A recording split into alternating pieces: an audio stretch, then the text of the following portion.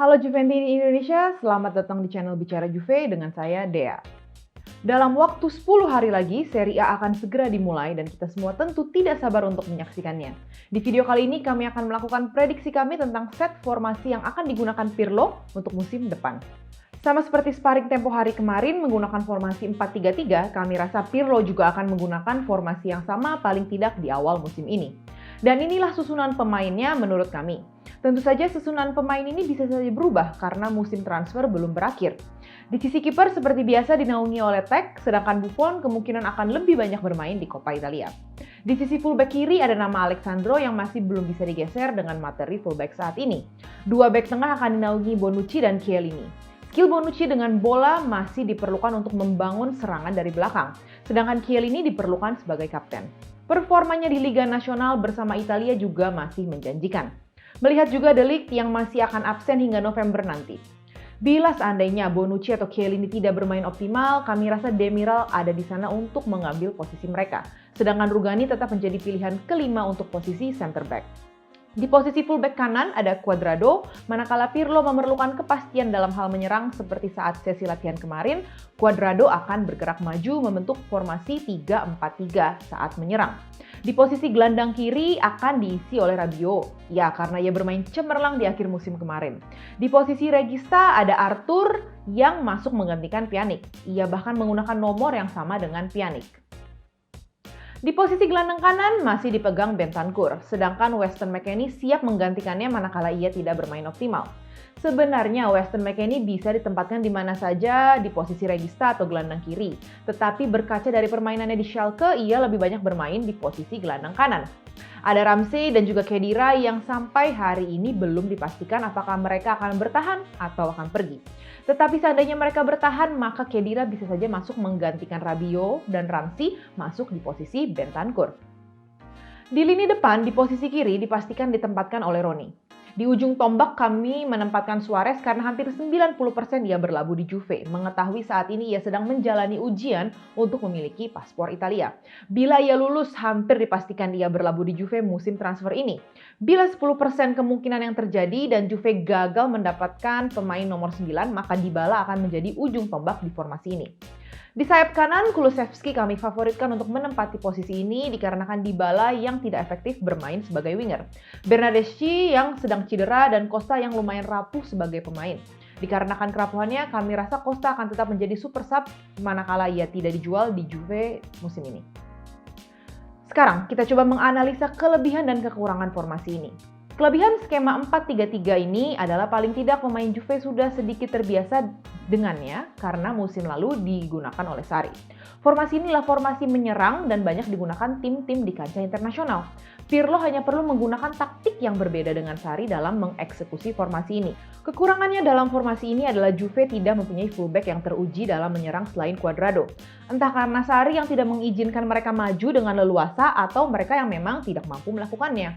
Selain itu, fullback Juve juga tidak terlalu sering dan akurat dalam memberikan crossing yang akhirnya peluang dari sisi sayap terbuang sia-sia. Di formasi ini, andai Suarez datang, maka kemungkinan Dybala akan digeser ke sayap kanan.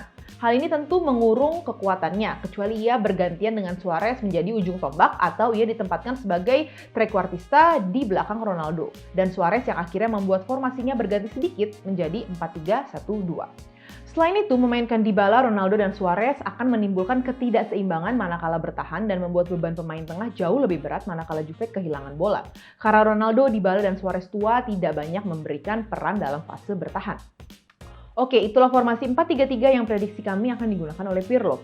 Paling tidak di beberapa pertandingan di awal musim depan. Ada beberapa formasi lain yang kemungkinan akan digunakan oleh Pirlo di musim depan, seperti formasi 3-5-2 yang diberitakan oleh Tuttosport. Tuttosport sendiri adalah salah satu media sepak bola di Italia.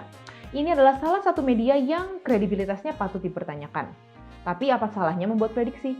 Pirlo sendiri mengatakan sebagai pelatih ia sangat terinspirasi oleh Conte. Tudor pun demikian. Selama melatih, Tudor acap kali menggunakan formasi 3-5-2. Oleh karena itu, formasi ini kemungkinan besar juga bisa digunakan oleh Pirlo. Para pemain pun sudah cukup mengenal formasi ini baik dari Conte maupun Allegri. Tapi apa kelebihan dan kekurangan formasi ini? Kelebihannya adalah formasi ini sudah teruji di Serie A. Conte memenangkan Serie A menggunakan formasi ini. Allegri pun beberapa kali menggunakan formasi ini. Formasi ini memberikan keseimbangan manakala menyerang maupun bertahan. Pemain tengah diberi peran lebih banyak dan memiliki keleluasaan untuk mengekspresikan diri mereka dalam skema ini. Tetapi skema ini biasanya tidak terlalu dapat diandalkan di kancah Eropa karena tim-tim besar di Liga Champions memiliki winger yang cepat dan handal. Dalam skema ini, wingback memiliki beban berat dalam bertahan maupun menyerang, oleh karena itu mereka sangat rapuh manakala menghadapi tim lawan yang memiliki winger yang cepat. Skema 3-5-2 ini juga sering tidak berdaya menghadapi tim yang memainkan tiki-taka. Terlihat bagaimana Sarri 2 kali mengalahkan Inter dengan gol dari taktik tiki-taka di musim lalu. Selain taktik tiki-taka, formasi ini juga lemah menghadapi taktik counter attack karena hanya ada 3 back yang tersisa ketika tim lawan melakukan counter yang cepat. Bila kita lihat sekilas Ronaldo dan Dybala menjadi striker di skema ini, melihat karakteristik mereka yang adalah striker atipikal, kami rasa kotak penalti lawan akan sering kosong, manakala Juve memainkan pola 3-5-2. Perlu striker yang dapat menahan bola dan menjadi focal point di formasi ini, contohnya seperti Suarez yang akan merapat nanti. Bila Suarez masuk, maka Dybala akan kehilangan tempatnya. Begitu juga Kulusevski yang kami rasa tidak akan mendapatkan tempat dalam formasi ini. Yang terakhir adalah formasi kesukaan beberapa fans Juventus menyadari bahwa Bayern memenangi Liga Champions dengan formasi ini. Ya, 4-2-3-1. Kelebihan formasi ini adalah dapat memberikan banyak ruang untuk menerapkan taktik menyerang sekaligus pressing. Tapi kekurangannya adalah Ronaldo kemungkinan tidak akan mendapatkan tempat di formasi ini atau paling tidak ia tidak akan efektif bermain dengan pola ini. Di Juve ia tidak nyaman manakala ditempatkan sebagai penyerang tunggal. Bila ia menjadi pemain sayap kiri, maka ia akan menimbulkan ketidakseimbangan manakala kehilangan bola. Ya, itulah sedikit prediksi kami tentang formasi Juve di musim depan. Kami bisa saja salah, tapi melihat Pirlo yang belum pernah melatih sebelumnya, kami rasa terbuka ruang bagi kami dan kamu juga untuk memberikan prediksi tentang formasi Juve musim depan.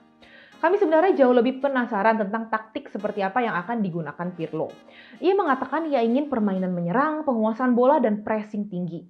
Tentu, kami pun demikian. Kami menginginkan Juve yang agresif, penuh antusiasme, penuh kontrol, dan tentu saja memenangi permainan dengan total dominasi. Oke teman-teman, terima kasih karena sudah menyimak ulasan kami.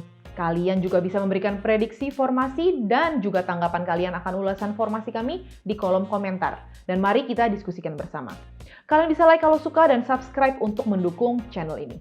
Forza Juve!